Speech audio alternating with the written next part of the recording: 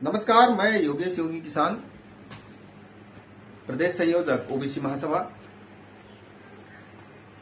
फिलहाल आरक्षण की जो लड़ाई है वो जोरों पर है और हमें केंद्र से 27% आरक्षण मिला हुआ है, लेकिन मध्य प्रदेश में 14% आरक्षण देकर 13% होल्ड किया जाता है। यानी कि हमारे जो वर्ग के लोग हैं, अगर 100 पोस्टें उसमें आ रही हैं तो 14% आरक्षण के हिसाब से 100 में से 14 लोग तो सिलेक्ट हो जाते हैं, लेकिन 13% सिलेक्ट होने के बाद भी होल्ड रहते हैं। यानी कि अगर मसलन एक उदाहरण देता हूं कि 100 पोस्टें अगर पुलिस की भी निकली, कांस्टेबल की भी निकली, तो उनमें से 13 लोगों का हक मारा जा रहा है।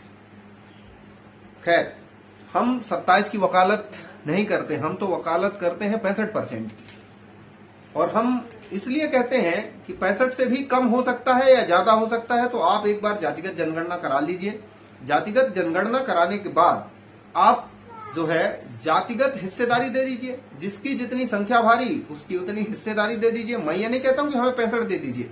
अगर पूरे प्रदेश में हमारी जनसंख्या 3% आती है तो हमें 3% दे दीजिए। खुश हैं? जिसकी जनसंख्या 60 हो भैया उसे 60 दे दो, हम खुश हैं। जिसकी जनसंख्या 18% है उसे 18 दे दो, जिसकी 10 है 10 दे दो, जिसकी 7 है 7 दे दो, जिसकी 50 है 50 दे दो। हमें कोई जलन नहीं है, हमें कोई शिकवा नहीं है। प्रॉपर्टी में अगर एक पिता के 4 पुत्र हैं तो पिता के पास 4 एकड़ जमीन है, तो जाहिर सी बात है कि वो तीनों में 1-1 एकड़ जाएगी, 4 एकड़ चारों पुत्रों को मिलेगी। अब ऐसा तो नहीं हो सकता कि एक बाहुबली हो जाए, एक लड़का थोड़ा सा जिम करके खा पी के तगड़ा मोटा हो गया है तो वो 3 एकड़ कर ले और 1 एकड़ में बाकी भाई गुजारा कर ले। तो ऐसा संभव नहीं है। मैं फिर वही बात कह रहा हूं कि हमारी जो मांग है, ओबीसी महासभा की जो मांग है, वो जातिगत जनगणना कराकर जातिगत हिस्सेदारी, यानी कि जाति के परसेंट पर आरक्षण मिलना चाहिए। फिर वही बात कि जिसकी जितनी संख्या भारी उसकी उतनी हिस्सेदारी। फिलहाल बात करते हैं हम मध्य प्रदेश सरकार की, जो एक तो लगातार हमें चरा रही है, कहना चाहिए कि टहला रही है। 13% होल्ड को भी चयनित नहीं कर रही है, 27% आरक्षण भी नहीं दे रही है। तो फिलहाल तो हम 27% की अगर बात कर रहे हैं कि 27% दे दो, तो बार बार जो यहाँ के वकील हैं मध्य प्रदेश शासन के, वो बार बार किसी पेशी में नहीं जाते हैं, डॉक्यूमेंट पेश नहीं करते हैं, या वकील ही कुल मिला के भ्रमित कर देते हैं। और वो वकील कौन है, क्या है, वो सब कोई जानता है। फिलहाल मोहन यादव जी ने कहा कि हम ओबीसी को 27% आरक्षण देकर रहेंगे।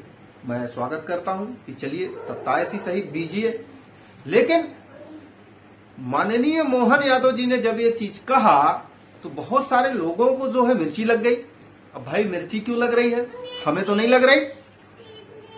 10% आपको सुदामा कोटा दिया गया, 10% आपको सुदामा कोटा दिया गया, हमें तो मिर्ची नहीं लगी। हमारे सतना जिला के यशस्वी सांसद गणेश सिंह जी, जो ओबीसी वर्ग से आते हैं, उन्होंने भी खूब दिल से तारीफ की, बोले ये ऐतिहासिक कदम है, 10% आरक्षण ऐतिहासिक कदम है। तो हमारे लोग तो तुम्हारा विरोध नहीं कर रहे हैं। अब अगर ओबीसी को 27% आरक्षण मिल रहा है तो भाई जल क्यों रही है आपकी? आखिर दिक्कत क्या है आपको? आप बार बार कहते हो कि जाति के आधार पर आरक्षण नहीं होना चाहिए, आर्थिक आधार पर आरक्षण होना चाहिए। तो मैं फिर वही पूछता हूं कि क्या आर्थिक आधार पर आप जो है अत्याचार करते हो? आप अत्याचार किस आधार पर करते हो? अत्याचार तो गरीब की जाति देखकर ही किया जाता है ना। जब अत्याचार जाति देखकर कर रहे हो, छुआछूत जाति देखकर कर रहे हो, उठने बैठने नहीं दे रहे हो जाति देखकर, न्याय नहीं मिल रहा है जाति देखकर, थानों से भगा दिया जाता है जाति देखकर, किसी भी डिपार्टमेंट में शिक्षा व्यवस्था हो, पुलिस व्यवस्था हो, स्वास्थ्य व्यवस्था हो, वहां पर काम कर रहे लोगों को आप जो है जाति के आधार पर भेदभाव करते हो, तो फिर आरक्षण का आधार आर्थिक कैसे हो जाएगा? ये दोगलापन कहां से लेके आते हो? तो ये दोगलापन नहीं चलेगा। और फिलहाल जो मैं बता दूं कि जो पिछड़ा वर्ग को एक जो इनका मठाधीश है, अपने आप को बहुत बड़ा मंडलेश्वर मानता है, तो वो कह रहा था कि पिछड़ा वर्ग इस देश के लिए कैंसर के समान है।